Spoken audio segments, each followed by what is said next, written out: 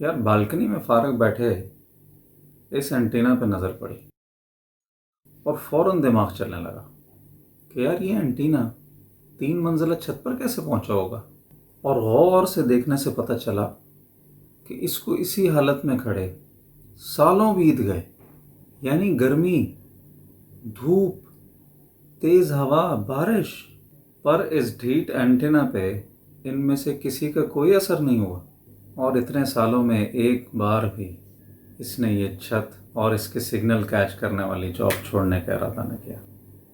پھر میں نے سوچا کہ یار یہ تو ایک بیچارہ بے جان اینٹینا ہے، میں اس سے پرسنل کیوں ہو رہا ہوں؟ اگر یہ بیچارہ اینٹینا چاہے بھی تو کیا کر سکتا ہے؟ خود چھت سے اتر کر سیڑھیاں طے کر کے کہیں جا تھوڑی نہ سکتا ہے۔ لیکن یار آپ تو انسان ہو، ہٹے کٹے 6 ٹائم نہیں تو 3 وقت کی روٹی تو کھاتے ہو گے، پھر کیوں برے حالات، حکومت اور لوگوں کو اپنی ناکامیوں کا ذمہ دار ٹھہراتے رہتے ہیں؟ آپ اس اینٹینے کی طرح بے جان تو ہو نہیں یار، جو خود سے کہیں جا نہیں سکتا۔ اٹھ باندھ کمر کیا ڈرتا ہے، پھر دیکھ خدا کیا کرتا ہے۔